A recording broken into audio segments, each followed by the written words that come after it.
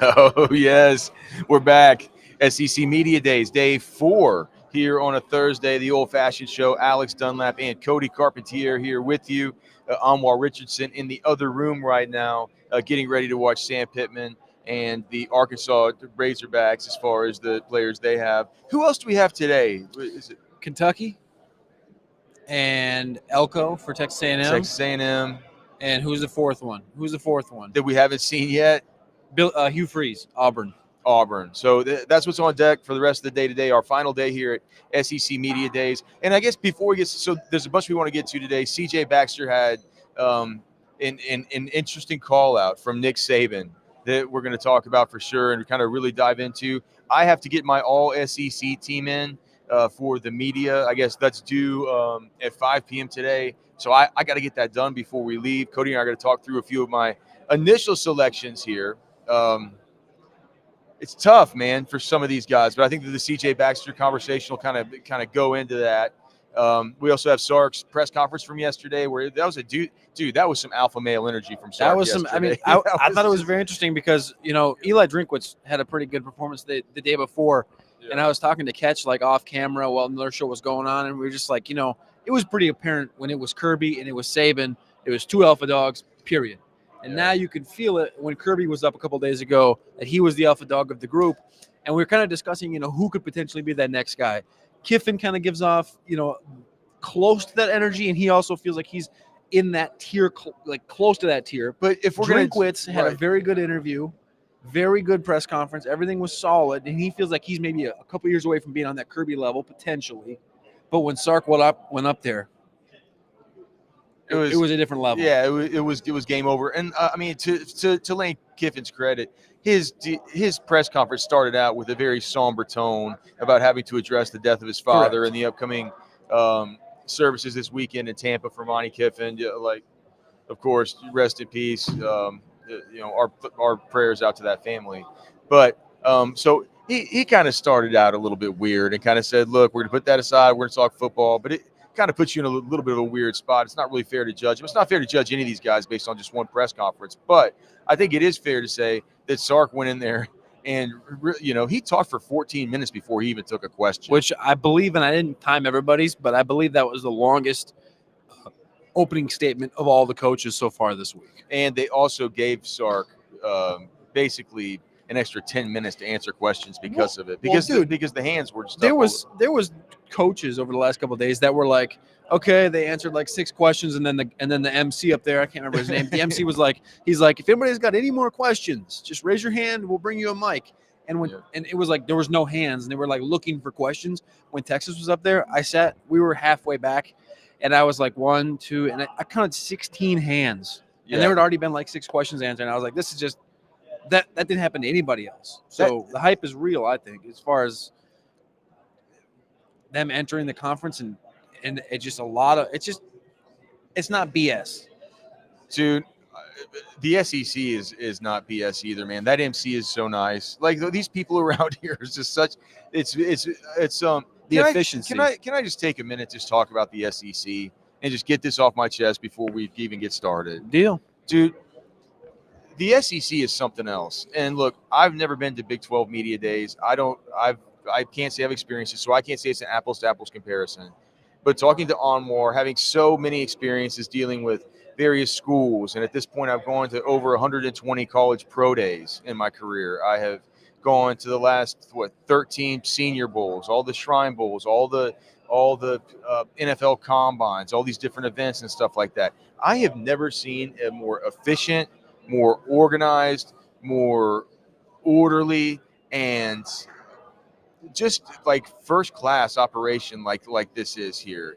And clearly it's like, I know probably fans don't care about the way that the media is treated and stuff like that, but if we just from that angle, it's like the food it's free food at lunch that's like awesome. It's really good food here at the Omni Hotel. Every night they have activities planned, these fun activities. Last night, the night before last, they had this awesome game set up where you could go and throw, like Cody and I played. It's fun as hell. You throw footballs and knock down bowling pins. It's like a mix. What's the game called? It's called pin toss, and it's a cornhole board with all the bowling pins set up, and then you get a football, and you're about 20 to 25 yards apart, and you're just whipping footballs back and forth at each other. It's a lot of fun, especially when at all these SEC events, it's wide open bar. So it's just it's wide just, open. It's just something else, and you get to see just the level of athlete that we've gotten to see at this event. Right, each team brings 3 players. The level of athlete, the level of player, the level of person, and also the well-defined talking points about whenever the coaches, whenever the players.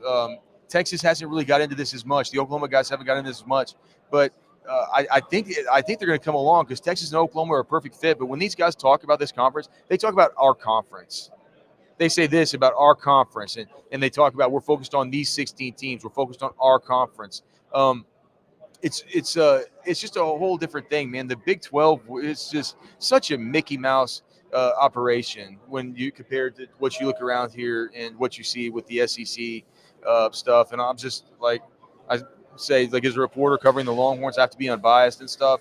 But as somebody with no affiliation to any conference, let me just say I'm a giant fan of the SEC. It's just we know it's much better football. You always kind of knew that the SEC was king, but coming here this weekend, this week, just really cemented it for me, man. That like SEC is king. There was a quote earlier in the week. I can't remember if it was Kiffin or somebody like that, and they were discussing. We've talked all week on the show about how things have been alluded to, like the NFL, like free agency, salary cap, things of that nature. But Kiffin, I believe, was the one that said, the SEC is second to only the NFL. And in these settings, Alex, kind of what you just went over, I wouldn't say they're quite second to the NFL. This is the efficiency, the professionalism that they have here, and the inclusive. I guess you say inclusiveness of like they're bringing players through here. Like we got the Kelvin Banks thing yesterday because they brought players through here. They didn't just keep them off in a different room and hide them from the media. And I get it, NFL's a different level, but it's just a very enjoyable event from every perspective. I'll be back every year. So if you guys have liked this broadcast from SEC Media Days, I think it's gonna be in Atlanta next year. It won't be quite as easy to get to, but I'm pretty sure it'll be a priority for us because it's been a good primer, right? As far as kind of getting to know some of these guys, and it is kickoff to the season, man. Well, we found out yesterday. Now we're only 13 days out from Texas taking the football field, so it's gonna it'll be a week from Wednesday. So we get back home, we start doing camp previews, and next thing you know, man, we're right back in it. We're really doing it, buddy. We're really doing it. Thanks to everybody here in the Specs chat line. We have like 300 of you guys in there right now. Can't thank you enough. Please remember to make sure to like the show, subscribe to the channel. Some more kind of random stuff going on today, so make sure you're subscribed in case any of that stuff pops up. All right, Nick Saban. Let me read you this whole quote. All right, so this was on TV yesterday on the SEC Now, I think it was. Yeah. And Steve Sarkisian had joined Nick Saban and the cast up there, and this is what Saban's quote was. He said, "I'm going to alleviate some of your concerns because I know you've got 7 wideouts that can all play." Something that Sark said during his press conference. I got 7 guys that can play. So Saban said that. He goes, "I know you've got 3 quarterbacks that can all play." But he said Baxter was the best running back I saw on any team. All right, so you're going to be able to run the ball too. And here, let me give you guys. If you're listening, my eyes bugged out of my head, and I go, "This is a guy that played against Jonathan Brooks, Quinshon Judkins, Rocket Sanders, Jalen Wright, Ray Davis. Let's go over Blake Corum. Let's just go over each team. So as you go through the schedule, you have so Texas, Jay Brooks, CJ Baxter.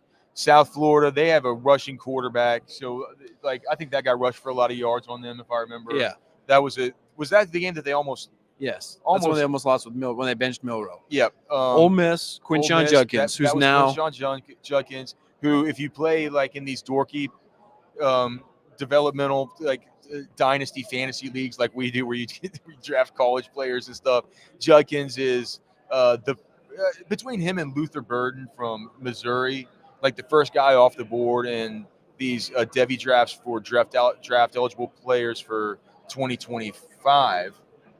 So you have him. I don't think he had a particularly big game versus Alabama last year. Did he have a good game? No. I feel like it's one of his down games. What did he do? 13 for 53. Okay, so that was not a Quinshon Judkins kind of game there for him that game. Mississippi State, they have one guy who they're thinking might kind of be on the come up this year. Texas A&M, we know that they have like 3 of those dudes, no true standout types. So you get to Arkansas, Tennessee. So Jalen Wright, drafted by the Dolphins in was that the 3rd or the 4th round? 3rd round. 3rd round pick of the Dolphins, 210 pounds, runs a 4.38. LSU, your guy who's the graduate, Josh Williams? Yeah. I guess we went there. Kentucky, Ray Davis. And then Georgia last year. That was what was his name? It's Kendall Milton. Yep. Kendall Milton was the hit there, and then of course Michigan, Blake Corum, and Donovan Edwards and D. Edwards. So you go against all these guys. You say C.J. Baxter's the best. It plays into this stuff we're going to be doing about putting in the Big 12, or I'm sorry, SEC. The SEC awards from the media today about I get to pick 4 running backs. Where does C.J. Baxter fit into that? Where does Jaden Blue fit into that? Whenever I think back on the Alabama game, and you could think differently than me, Cody, and maybe this is just not having watched the game back since I did the 30 hours of work doing the deep dig on it. But I think I remember during that game, if I were Nick Saban, what I would have remembered from that game, I thought it was Jonathan Brooks getting those hard yards at the very end. It's hard for it's just what did C.J. Baxter do versus Alabama? I think it's interesting because of how you remember early in the season how everything unfolded. That was only a couple weeks in, and Baxter was it was a very much split thing. Baxter 11 for 31, Brooks 14 for 57. But so that's what? How many? 11 for 31. What's that? 3 yard? 2.8. 2.8, and then Baxter 14 for 57. That's 4.1, and he had the touchdown. But here's the thing with Saban: it might not necessarily have been what he saw on the actual football field or how it played out. No, it's not about the statistics. It's about what he saw, the prospect. Because I'm saying it was week 2 of the season, and this guy's a true freshman, and Saban sees him out there, and Saban's probably looking at him like he's a junior, and he's like, this is a running back. Yeah, I think that's probably what we're talking about right here. We're not talking about the statistical output. He knows what he has for a defense and what he had last year. So I think that's the bigger takeaway is he probably thought he's further along than what he was actually. People forget he was a top 50 player in the whole nation. Yeah. Some people say the number 1 running back in the whole nation. So maybe everybody loves Jaden Blue, the versatility that he brings and stuff like that. But C.J. Baxter's really, really well thought of around these circles, and certainly when a guy like Saban says that, you need to take notice. It makes me think that as I'm putting together my all SEC list here, that I'm going to need to include C.J. Baxter, even though the league definitely has some good running backs. We're going to go through and we'll talk about quarterback, running back, wide receiver, tight end, maybe get into some of this other. Oh, I want to talk about DJ Campbell, who's not even. This is some bullshit too. We're going to talk about that. But first, let's talk about something good. Let's talk about Texas beef traders. Cody and I have been enjoying Texas beef traders even here in Dallas, because we brought up some beef jerky from Texas beef traders, some beef tenders. But look, the star of the show around there is the beef in the actual butcher shop. You go in there, you get meat straight from Mason, Texas, delivered right there to the store once a week. It's fresh. It's been processed. It goes straight from the processing plant right there on farm, right to Lakeway, Texas, at Texas Beef Traders. And this beef has no mRNA vaccinations, no vaccinations, period, no antibiotics, no weird shots, no steroids, none of this stuff. There are bovine nutritional specialists on staff there just to make sure that when they're finishing them, that all this non-GMO feed is all good. It's all the best. It's going to be the stuff that makes them taste the best whenever you eat it. And you go to the grocery store and you don't know where your beef comes from. It's probably it's not local and it's probably not American. It probably comes from Argentina. Who knows what they're shooting it up with down there. And it doesn't taste as good. You look at the beef and you're like, man, it tastes so good. My family gets deluxe hamburgers. They cost $4 a pound. Which is, dude. And no, $3.66. $3.60 a pound once you get a 10% discount from in this economy. In this economy, go to Texas Beef Traders. You're paying too much.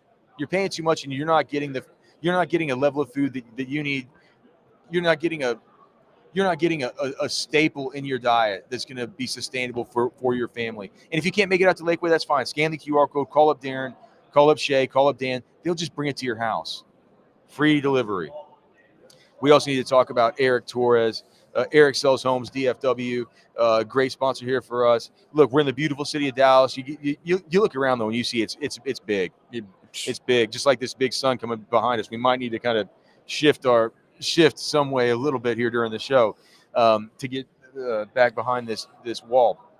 But we need to find where we need to be here for the broadcast. You need to find where you need to be in Dallas, Texas. Nobody supports the show like Eric Torres. Eric Sells Homes, DFW. We are we're so pleased to have him as a sponsor. Of course, also thanks to our sponsors today for the title sponsors for these SEC Media Day shows: Taste on Main, Hayes City Store, and Texas Card House, where with locations here in Dallas and in Las Colinas. You can get a month free on your membership just by using the code Orange Bloods. We're so happy to have them on there. And we got to hang out with Travis and Tamara from Taste on Main and from Hayes City Store the other night. Talk about supporting good people. If you're in the Driftwood area or anywhere near there, if you're in the Buda area, anywhere near there, go check out these wonderful restaurants. These are good people. These are Texas Longhorns fans. They deserve our support. Taste on Main. I heard the BLT was pretty good. Hayes City Store. She said the BLT, dude, they say everything's good. I've never been, so I can't give a testimonial, but they say everything is good. Hayes City Store and Taste on Main. We got a question from Sam Hayes in the chat. He says, "Can I get a half a cow out at Texas Beef Traders?" Yes, you can get half a cow. You can get a quarter cow, you can get a half a cow, or you can get a full cow there at Texas Beef Traders. Our guy Richard from Rogue Shop actually just went in with his friend and got a full cow from them. So, yes, they do have that, and the 10% off is more of a big deal there, right? Because it's obviously a bigger ticket, more expensive item, and they'll cut your steaks to your choosing. They don't just give it to you. All right. Should we go over my ballot here, Cody? I think we should. Or do we need to talk about the fact that on the ballot they don't allow me to choose DJ Campbell as I one think of mine? that was the biggest takeaway. That was definitely the biggest takeaway. No, how can they have Hayden Connor as somebody who's listed as one of the choices, but DJ Campbell is not listed as a choice? Is it just because you're asking the wrong person? To be honest with you, you're asking the wrong person why the literal number one offensive lineman in the state of Texas in his recruiting class, and he's been starting for the last couple of years,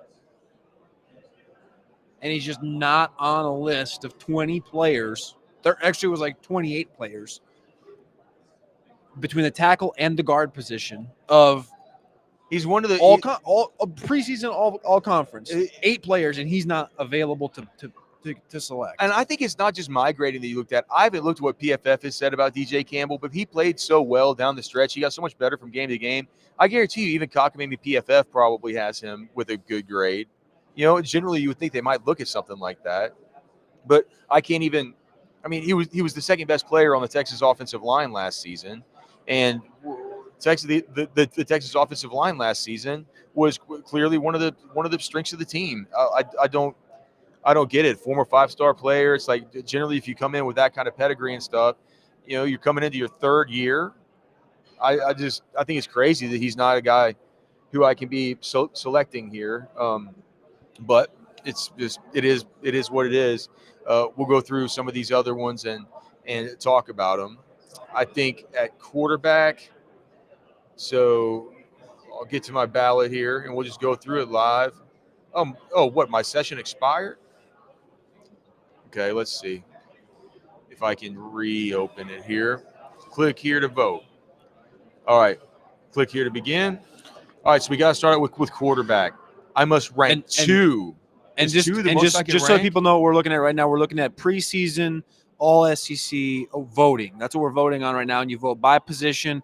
There's a number of players you can vote at per position, and then at the end, we'll vote on the ranking of the final ranking of the SEC standings with the SEC champions. So we're going through position by position, basically labeling a preseason all conference. If you and I were to go through this whole thing at every position, we'd be here 3 hours. So let's just go through some. We'd be here offense till stuff. we'd be here till noon. might be a decent show, but Yeah. it'd be a little long. Yeah.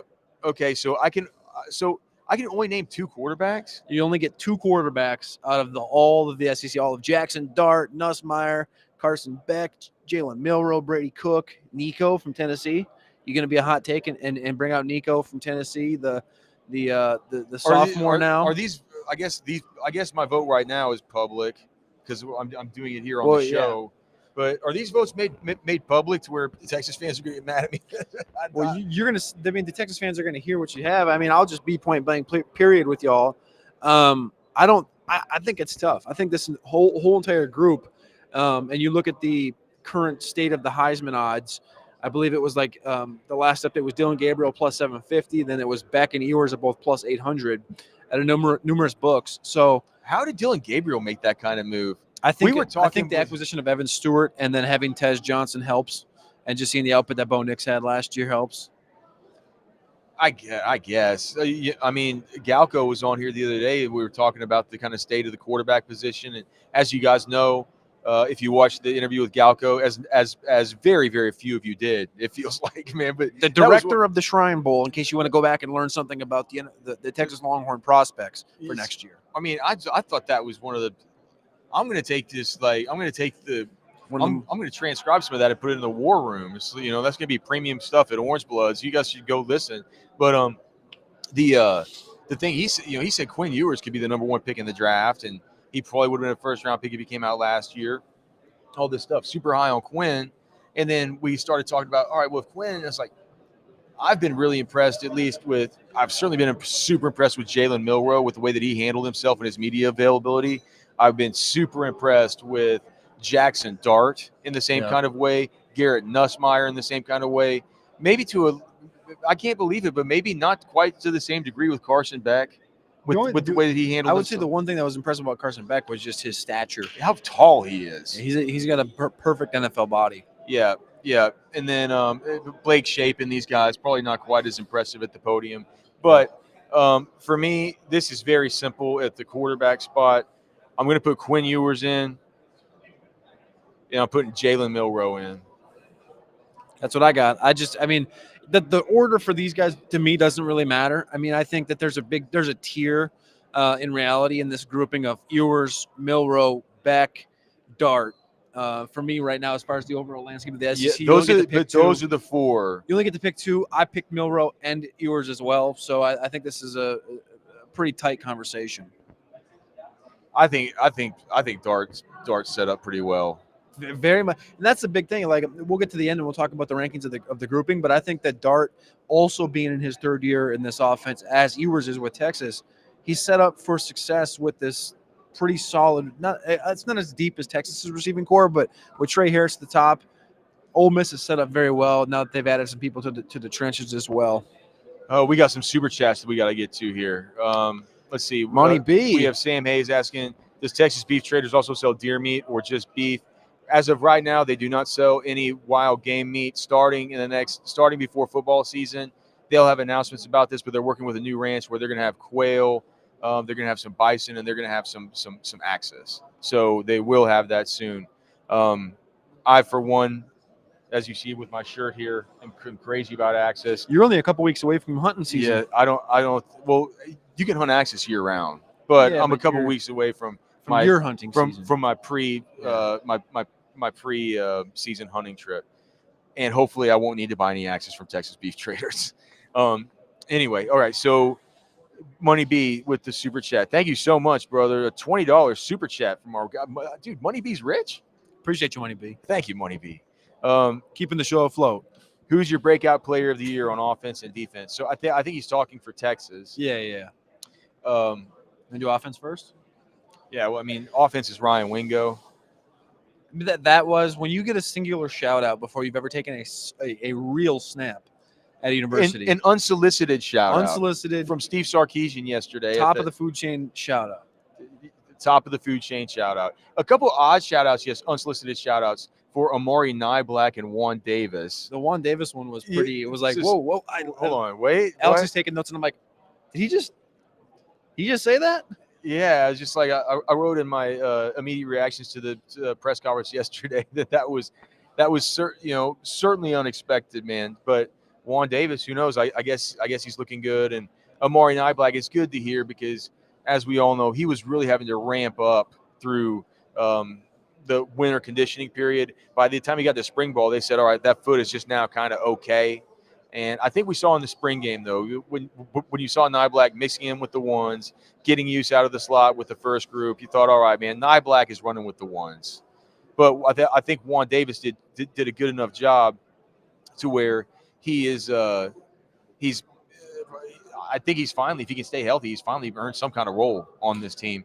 But anyway, Ryan Wingo, whenever you see, for me, I just look. I'll always go back to the spring game, and you guys who've watched the show have heard me say this a million times. But he lines up at the X for the whole spring game, right? And then they get down into the red zone down there, and they move him into the slot, and they get him on an option route that breaks to the outside. You guys remember the touchdown catch, and you said, "Oh my God, dude!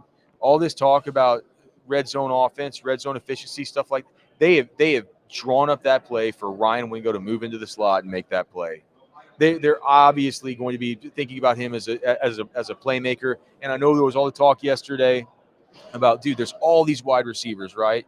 You got Isaiah Bond, you got Jonte Cook, you got DeAndre Moore, you have Matthew Golden, you have Silas Bolden, you have Ryan Wingo.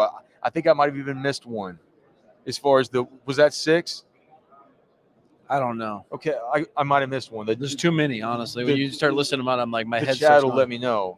I don't see any way that Ryan Wingo is not like a key part in that thing. Even Yeah. though Sark said they are going to play more guys this year, especially at the beginning of the season, is what he said. What is the 7-2? Because we have Bond, Bolden, Cook, Golden, Moore, Wingo is 6. Yeah. Who's the 7? Is Niblet the 7th? No, I think it's I think 6 that are viable. I He think said Niblet, 7. Well, he Sarkisian said 7. said 7. We have 7 receivers. So he means Niblet, because I do feel like Butler, Livingstone, and Freddie DuBose Jr. are probably, the plan is probably to redshirt him. Yeah. You know, and we know that Niblet, if he can get his hands more consistent, whenever he get his hands, and the way he kind of had some bad stuff with punt returns in spring, but they definitely kept using him with it. So Niblet could be maybe more in the mix, kind of with that kind of stuff. Although it's tough. I'll give you my offensive breakdown. It'll be pretty quickly because it's I'm just gonna go DJ Campbell. Nobody knows who he is. I'm just kidding. I'm gonna go Cam Williams. Cam Williams is gonna come in. This is the linchpin to this offensive line being top 5, being top 3 in the country, is that right tackle position. Everybody knows what left tackle is with Kevin Banks. Everybody knows what that interior brings and how it should continue to grow. But the biggest question mark, Cam Williams coming in, I think he's 15, 17 pounds down. I can't remember exactly what the number was. I just posted it up on Orange Bloods a couple of days ago with the new rosters and stuff. You can go check those out on orangebloods.com. But Cam Williams, if he comes in and he has the season we're expecting and we're hoping for, that we are projecting that we can see, this offensive line is going to be top 3 in the country. So I'm going to go Cam Williams, takes that step forward. That length is used at the right tackle position. And, in 8 months, we're talking about him as an NFL draft pick. He really wants to be. I mean, it'd be nice for Texas if he stuck around another year. They can give him the old Christian Jones, maybe stick around another year. Well, Tavondre, it's less of a Christian Jones and more of a Tavondre Sweat 2022 kind of conversation I think they might be having with him. Let's give him our defensive player quick, and we don't have to break it down, but then we'll jump to that next one. Oh, we have another super chat? Yeah, defensive breakout. Oh, Trey Moore. That's fair. I mean, it's like, me, man. I go with the locks, the chalk. I mean, it was just I'll go back to what Galco said. It's like Galco said. I mean, he did say a little bit undersized, but what I've heard, man, is he's looking really, really good getting into his drops. Like, just an all-around player that they're not going to take off the field just because they don't want him in a situation where he's pinning his ears back. They're going to do this stuff with these fire zone blitzes with him, to where he's going to be a threat off the edge. Then he drops into coverage, creates a little bit of havoc like that on those hot routes. So I think that Trey Moore is going to be a key situational piece to start. It's going to work more and more through the course of the first 4 games of the season, to where he's going to be a staple and I mean, I don't think he'll be like a Barron Sorrell 2023 level of kind of 70% of snaps or something like this. But I think we're looking at probably a 55, 60% of snap guy. And for somebody that you would think about as just being a dedicated edge rusher, that's actually a pretty high snap percentage. So for me, it's gonna be Trey Moore. I'm interested now. We're talking about all these edge rushers. I'm gonna go Colton Vasek here, and it's not gonna be like a super breakout, but I'm gonna go 5-sack season for Colton Vasek in a rotational role. I mean, you're talking about having Burke, Vasek, Moore, Simmons, Sorrell, like all these guys have the ability to go 7 sacks plus. You're not going to hear any arguments from me about a Westlake Chaparral at all. That stadium's pretty nice. You took me down there. We looked at that thing. Yeah. But okay. Tom G out here. So thanks so much to Money B for the super chat. Well, Tom G. We know he's rich. I've met Tom G in person. The guy's got gold shekels falling out of his jeans as he walks up to grab a beer. What's up, fellas? While Sark sounded real confident in our overall team, I still have concerns about defensive tackle. What are your thoughts? Will we be fine, or should we be worried? First things thoughts. He said during his opening statement, talking about having depth, he said it's important to have depth in the trenches, which we believe we have, but it's also important to have depth at receiver and safety and here and there and there. But he kind of just counted his defensive line as having depth, and I'm not as nervous as I think we should. I'm not as nervous as I think we've been the last 3 months because that they were able to add Tia Savea, Bill Norton, Lole. Yeah. Was there one more or just those three? I think it was just those three. Yeah. Plus having Alfred Collins and all the positivity we've heard from Alfred Collins. Like we've literally, talking to Galco brought up everybody knows Sweat and Murphy were great, but they were like astronomically great last year. And it kind of overshadowed the abilities for Alfred Collins to get more reps on the field and to be looked at as a good defensive tackle because we talked about it last year. He was on the milk carton for a little while. Milk carton Collins. And maybe he was on the trill carton, milk carton. Ugh. I mean, it's just that's what it was. Like, where is he? And then he does show up in certain games. He shows up, makes big plays, gets back there, gets the pressure, gets his hands up, bats the football down. And you look at it, and yes, dude, these NFL scouts, these Jim Nagy's around here, these Galcos, they're talking about him. He's going to be a top 100 pick. Just based on all that. NFL teams don't – they just know that when you're that big and your arms are that long and you can move your feet that well, like just get them in here and we're gonna figure out how to use them. So hopefully that's the Kenny Baker. I mean, he's been well with an NFL team. It's like you're used to just drafting these dudes, having your GM hand it to you, say, dude, he's got everything you need. Do something with him. Yeah, he's had success with it. So. We'll see if that kind of coaching profile, how that meshes, because Alfred Collins is going to have to be big. I think it's look, anytime that a position you can look at it and on paper it looks to be kind of your thinnest, right? Maybe the little kink in your armor, right? I think it's fair to be worried about that, and every team's going to have that. But I don't, it wouldn't be anything where I would be. I'm not going home and not puking blood over it. Yeah, I think they're going to be fine and plenty of depth. The depth is the thing. Is like now there's senior depth. It's not just like we have like some young guys, which we got some young guys, Cedar Mitchell, Jerry Bledsoe, and Bryant, but now it's 5 dudes that are seniors that they're professional. They should be acting professional. Yeah. What you need to hope for is that between Savea, Norton, and Lole, only one of them is kind of like that Trill Carter level guy, and and 2 of them are better and more along the lines of what we saw out of, say, like 2023 Vernon Broughton or Alfred Collins. Yeah. Right. And if that's the case, then they're going to be fine. It looks like we have another super chat here. Thanks to all you guys for it. $10 from SEC Matt. Do you think it's fair to say Texas had it easy in the SEC when we have the top dog in Georgia and 3 genuine rivalry games that are all on the road, although the shootout is a 50-50 a home game? So, I just know that I think when people talk, just after being here for these last couple of days, it's really interesting how in the SEC, and I anticipate myself becoming more of somebody like this. But it's like everybody knows every player on every other team and everybody else's schedule. And it's very like the SEC, it's almost like they don't care about football outside of the SEC around here. And it's like they talk about their league, and that's it. Like that's it. Um, and I think that the prism this is all being looked at. Do you have schedules for teams right there? I have the schedule for teams. It is people are looking at Texas and they're saying, well, it sure ain't what Florida has. What is Florida? Florida opens up at home against Miami, which is going to be a hot game. It's like a 3:00 kickoff. They host A&M. They go to Knoxville for Tennessee. They have the Georgia game that's in Jacksonville. They come to Austin. They host LSU. They host Ole Miss. They go to Florida State. It's a lot of home games. Texas doesn't have that schedule, and so I would say Georgia's schedule. I was talking to you about this the other day. Georgia's schedule seems harder than the Florida one. They open up. Georgia's got it. That's been a lot of the talk. Georgia has a much harder schedule. The last couple of years, they've had the divisions, and the divisions have been.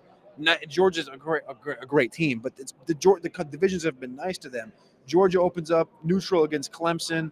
They have to travel to Alabama. They have to travel to Texas. They have to travel the 50-50 game against Florida and Jacksonville, to Ole Miss, host Tennessee. Like, that's a tough schedule for Georgia.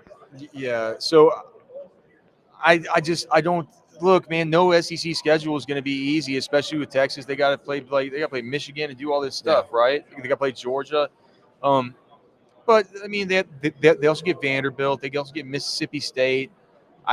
I was telling Cody yesterday near Mississippi State, he was looking at me like I was crazy. But I'm like, man, I hope the fans during that game, they Alex is too used to the Big 12. He's scared of Blake Shapen going to DKR. I'm just saying. I think that Levy's he's a good coach. He plays fast. It's just like you don't want to have stub your toe against Mississippi State. Jay Lee, thank you, brother, for the super chat.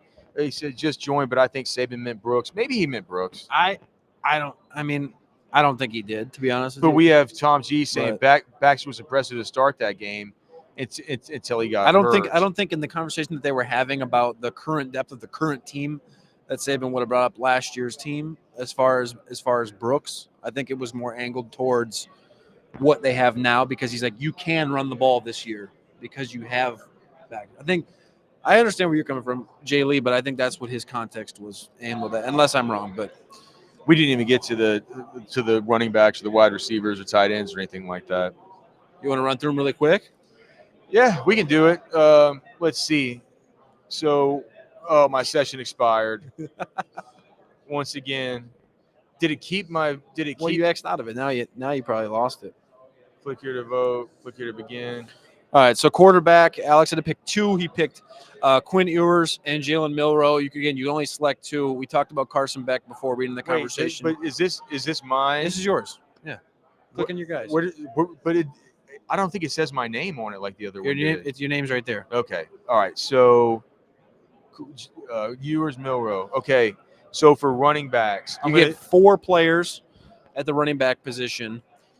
I personally selected Trevor Etienne, the running back from Georgia. Yes, I'm putting Trevor Etienne at 1. And then this is where I start to have trouble. So you guys all remember Jamarian Miller from Tyler, Texas. He looks like he's slated to be the starter for Alabama this year. I think that he's looked good whenever I've gotten to see him. I was considering Jaden Blue. I'm considering CJ Baxter. I'm considering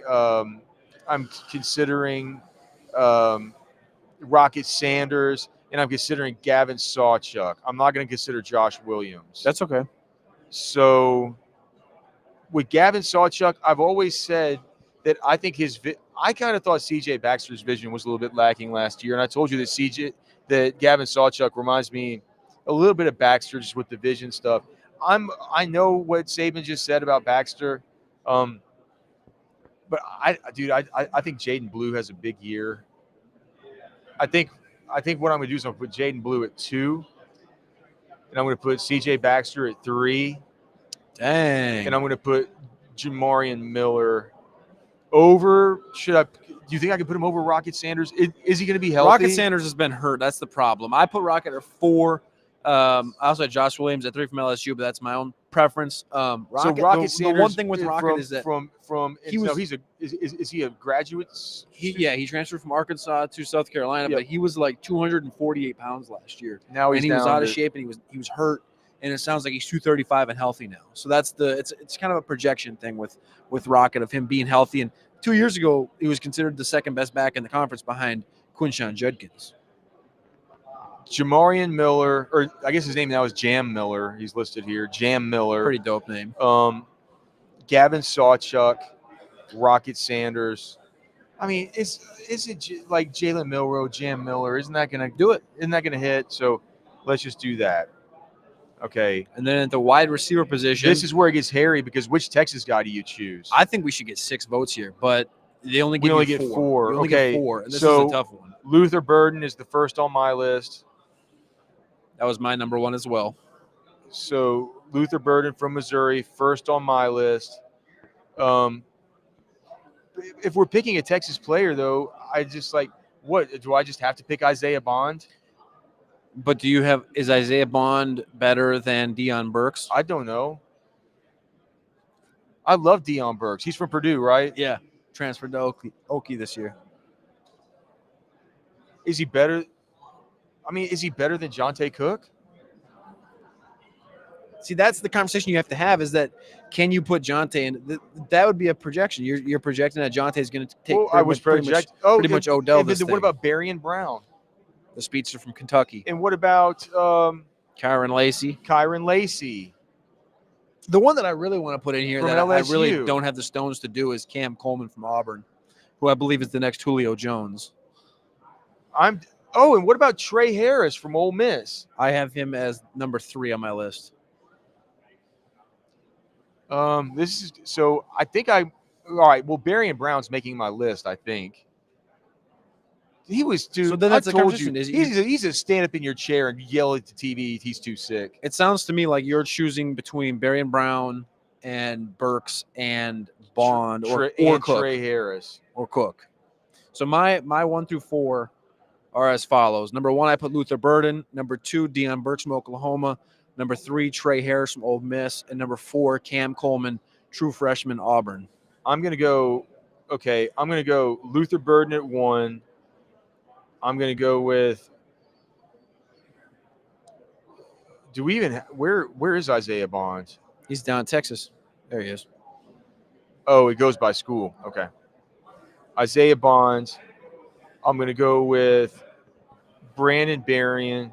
Berrien Brown. I'm sorry. Why do I keep saying Brandon Berrien? Bernard Berrien, you said the other night. That's the old wide receiver for the Chicago Bears and the Minnesota Vikings. That's right. Berrien Brown. And now I'm between Burks and Deion Burks from Oklahoma and Trey Harris from Ole Miss. Leaving Trey Harris off could be a giant mistake. And so leaving off Burks. I think I'm going to go Deion Burks. Trey Harris was considered at one point last year like the best receiver in the conference.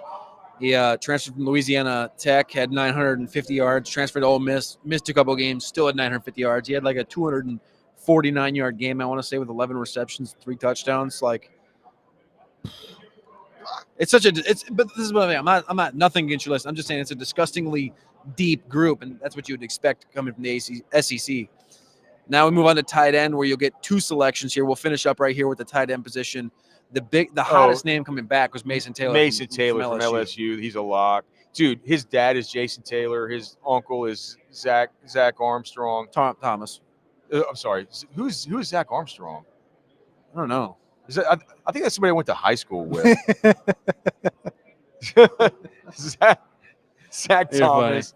But this is clear cut. He's just, I mean, like they've just said, like whenever you lose a Malik Neighbors, you lose a Brian Thomas Jr., all that stuff. They're going to be Kyron Lacey. I didn't think about him for the LSU. He'll be solid.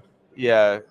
It's just he's finally going to get his chance this year. And for a guy that was able to kind of work his way in and be able to catch some really, really big third down conversions and stuff last year, they love him without the ball in his hands. So that'll be one. And I'm sorry, man, I'm not sure that I can go with another. I mean, between Gunnar Helm and Nyblack, I want to put one of those guys because they're Texas players. Just be a homer and pick Nyblack. That's okay. Am I that sure that? Yeah.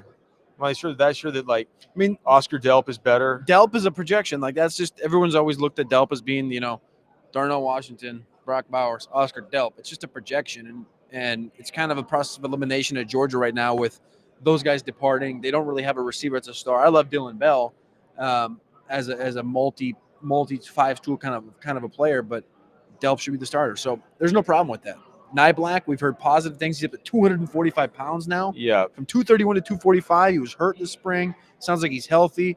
Again, another shout out from Sarkeesian talking about Black progressing in this room, and Mason Taylor, Amari Black, the two best tight ends in the conference. Now we're gonna have to get into offensive line and stuff like that. That'll get us a little bit more into the weeds than we probably have time for here. But man, let me make sure we didn't miss any super chats or anything. It doesn't look like we did. Dude, thanks so much to everybody for being here today. We have over 700 of you guys in the chat right now. We can't thank you enough. If you could please remember to like the show, subscribe to the channel, check out our great sponsors like Texas Beef Traders, Eric Sells Homes, DFW, and of course our title sponsors here, Texas Card House, Taste on Main, Hayes City Store. We appreciate all these guys. We couldn't do the show without you guys, and we've had a great time here at SEC Media Days. We'll be back tomorrow. I don't know if it's me and Cody once we're back home, whether it's me and Anwar. Probably a big wrap-up show, or who knows what kind of news could break between now and then. It's why you stay subscribed. It's why you stay locked in. All right, so go out today, man. Go do something fun. Go do something cool for yourself. Go do something good for somebody. Go do something big.